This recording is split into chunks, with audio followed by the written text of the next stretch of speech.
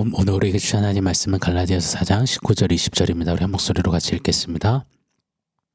나의 자녀들아, 너희 속에 그리스도의 형상을 이루기까지 다시 너희를 위하여 해산하는 수고를 하노니 내가 이제라도 너희와 함께 있어 내 언성을 높이려 함은 너희에 대하여 의혹이 있음이라.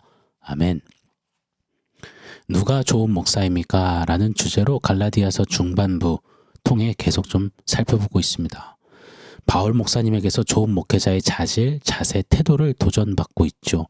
그런 좀 목회가 또렷이 서고 그런 목양 속에 바르고 건강하게 자라는 성도, 좀 이런 아름다움이 우리 교회 안에, 이 땅의 교회들 가운데 참 멋있게 꼽히기를 소원합니다.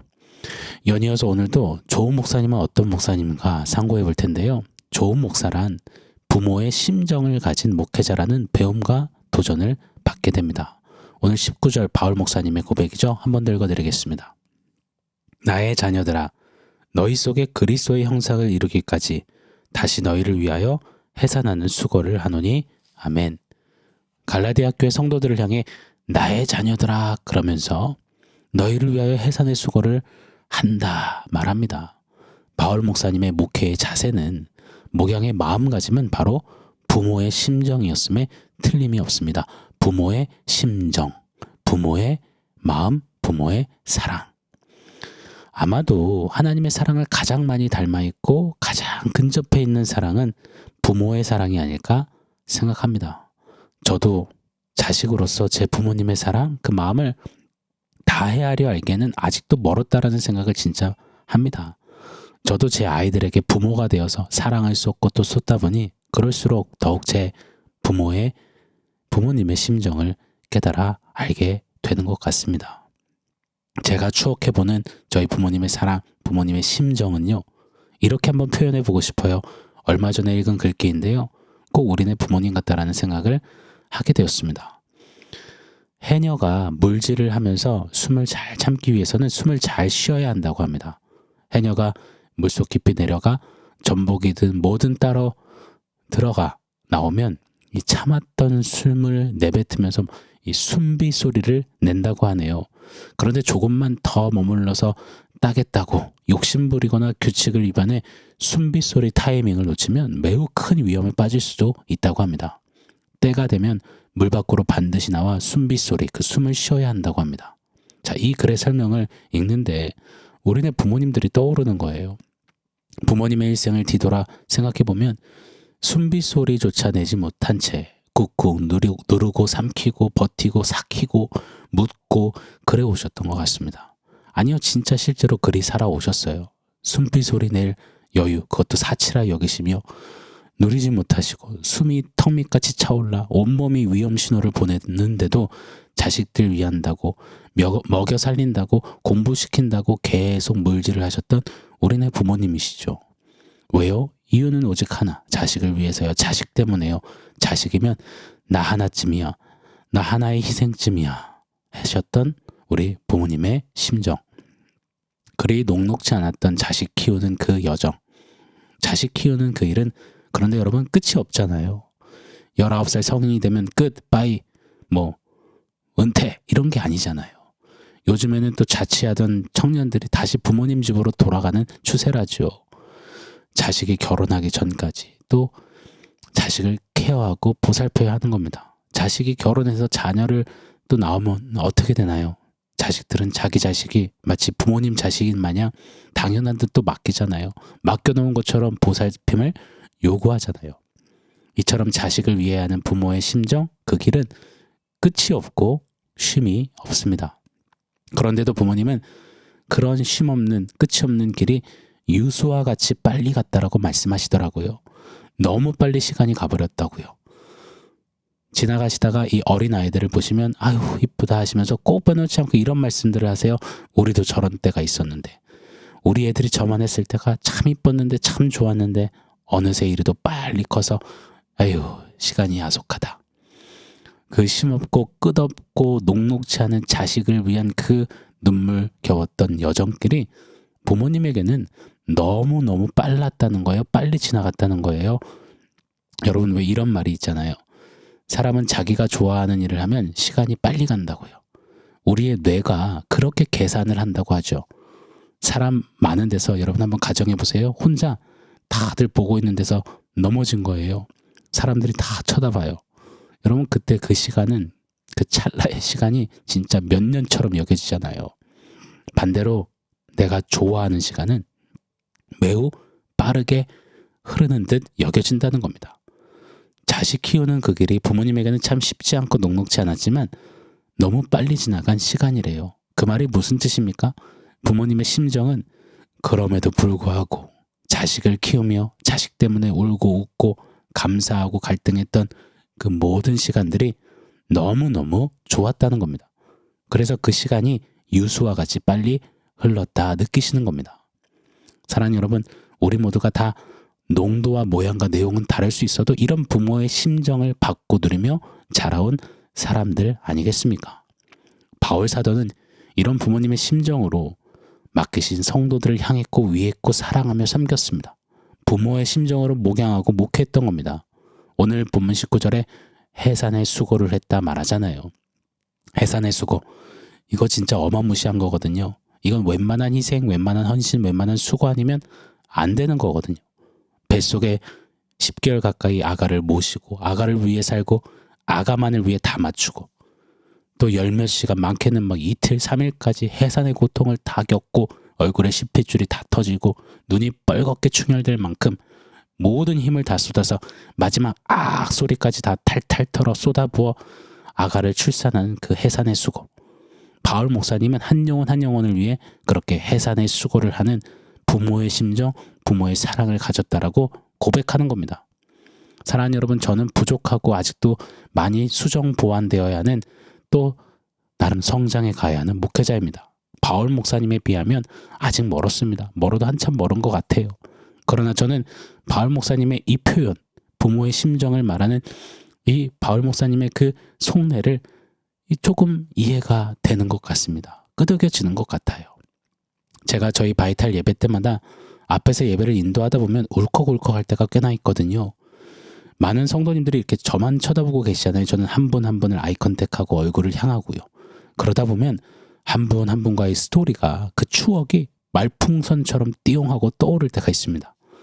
그 한 성도님의 비포와 애프터, 이전에 그 한 사람을 살리기 위해 쫓아다녔던, 폭풍 잔소리했던, 때론 토닥이고 격려했던, 같이 울었던 이런 모습들, 그런데 이제는 살아서 감격으로 하나님을 예배하는 모습을 보면 뭐 그 자체가 저는 굉장히 울컥울컥하고 벅차오름이 일어나더라고요. 아, 이런 게 어쩌면 해산의 수고일 수 있겠구나. 더 맡기신 한 영혼을 위해 이런 해산의 수고를 해야겠구나. 저도 오늘 말씀을 묵상하고 준비하면서 더욱 다짐해 보게 됩니다. 자, 오늘 본문 한 번 더요. 갈라디아서 4장 19절 20절입니다. 나의 자녀들아, 너희 속에 그리스도의 형상을 이루기까지 다시 너희를 위하여 해산하는 수고를 하노니 내가 이제라도 너희와 함께 있어 내 언성을 높이려 함은 너희에 대하여 의혹이 있음이라. 아멘. 바울 목사님은 부모님의 심정으로 성도들과 함께 있고 그들에게 위험한 의혹이 있으면 곧장 언성을 높이겠다 말합니다. 자, 여기서 바울의 이 부모 심정은 두 가지입니다. 좀 생각해 볼 필요가 있어요. 첫 번째, 너희와 함께 하겠다. 두 번째, 야단칠 땐 야단치겠다. 맞습니다. 이 첫 번째, 부모의 강력한 힘은 자식과 함께 해준다는 겁니다. 일반적으로 우리가 살아가면서 맺는 관계, 함께하는 관계, 이런 관계는 주로 대개가 이 이해관계 아닙니까? 득실관계 아닙니까? 조금이라도 상부상조 도움이 되면 함께 거하지만 도움이 안 되면 금세 잘라내고 버리고 떠나는 관계이잖아요. 그러나 부모의 심정은 다릅니다. 비가 오나 눈이 오나 자식을 향한 부모 심정에는 계산이라는 게 없습니다. 자식이 엉망진창일 때는 같이 울며 힘을 주고 함께 거해줍니다. 자식이 일취월장하듯 힘차게 달려가면 아프거나 지치지 않도록 응원하고 격려하며 함께합니다. 늘 함께하는 것이 바로 부모의 심정이죠. 바울은 그런 부모의 심정으로 성도들과 함께하는 목양을 했던 목사님입니다. 저는 제가 또 우리 바이탈의 모든 사역자들이 또 앞으로 허락하실 사역자들이 이런 목양을 하기를 원합니다. 함께하는 목양 말입니다. 또요. 둘째로 부모의 심정은 야단침입니다. 나무람, 사랑의 매입니다. 이게 없으면 자녀는 망합니다. 죽습니다. 벼가 햇볕만 맞으면 말라 죽듯이요. 때론 바람도 비도 맞고 태풍도 뚫어내고 그늘의 그 달콤한 맛도 봐야 하듯이요. 자녀는 오냐오냐의 따스함만 주면 훗날 벼에 알맹이가 하나 없는 듯한 그런 결국을 맞이하게 될 것입니다. 그래서 잠언 27장 5절은 면책은 숨은 사랑보다 나으니라 라고 말씀하셨습니다. 면책이란 꾸짖음, 회초리질이라고 해석해 볼 수 있겠죠. 꾸짖고 회초리질하는 사랑의 매가 숨은 사랑보다 낫다는 겁니다. 사랑해 우쭈쭈 괜찮아 다해 보다 더 찐 사랑이 면책이라는 겁니다. 바울 목사님은 이처럼 부모 심정으로 자식과도 같은 성도들이 끝까지 그리스도께까지 자라가도록 사랑의 맴매와 훈육을 아끼지 않았던 목회자였습니다. 여러분, 저도 그런 목사가 되겠습니다. 더욱 힘쓰고 노력하겠습니다. 기도해 주십시오. 부모 심정이었던 바울 목사님의 고백, 이 곳곳에 담겨 있는데요. 제가 한 가지만 좀 나눠드리고 말씀을 맺을게요. 고린도 교회 성도들을 향한 편지 내용의 일부입니다. 고린도전서 4장 10절로 15절을 제가 한번 읽어드리겠습니다. 우리는 그리스도 때문에 어리석으나 너희는 그리스도 안에서 지혜롭고 우리는 약하나 너희는 강하고 너희는 존귀하나 우리는 비천하여 이 시간까지 줄이고 목마르고 헐벗고 매맞으며 정처가 없고 또 수고하여 친히 손으로 일을 하며 모욕을 당한 즉 축복하고 박해를 받은 즉 참고 비방을 받은 즉 권면하니 우리가 지금까지 세상의 더러운 것과 만물의 찌꺼기 같이 되었도다. 내가 너희를 부끄럽게 하려고 이것을 쓰는 것이 아니라 오직 너희를 내 사랑하는 자녀같이 권하려 하는 것이라. 그리스도 안에서 1만 스승이 있으되 아버지는 많지 아니하니 그리스도 예수 안에서 내가 복음으로써 너희를 낳았음이라. 저도 이런 고백할 수 있는 목회자가 되도록 다름질하겠습니다. 위에서 기도해 주십시오.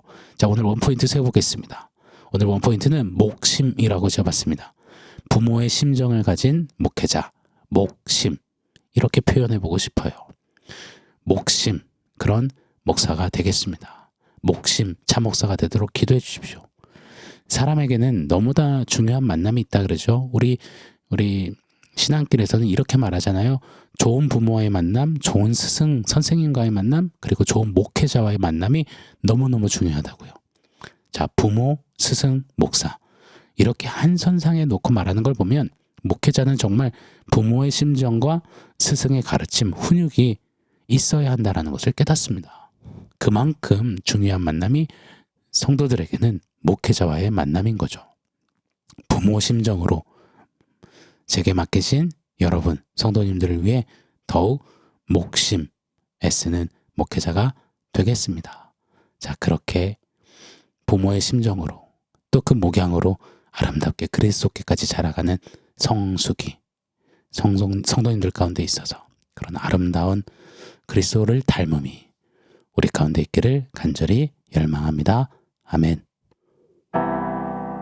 사랑하는 성도 여러분, 오늘 말씀과 원포인트 기억하면서 우리 감사함으로 기도하겠습니다.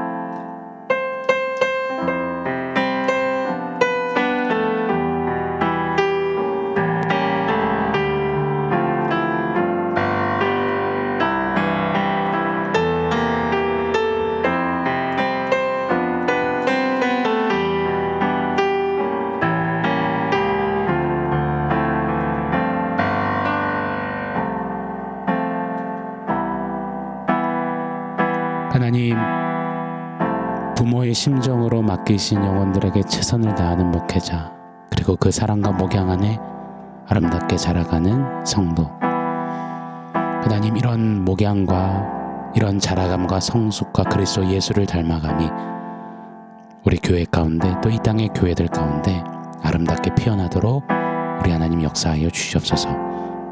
부모의 심정으로 목양하는 이 목심이 목회자들 가운데 더욱더 새겨지게 하시고 발현되게 하시고 그런 목양으로 더욱더 아름답게 지어져가는 그리스도의 몸된 교회들 되게 하여 주시옵소서. 예수님의 이름으로 기도합니다. 아멘.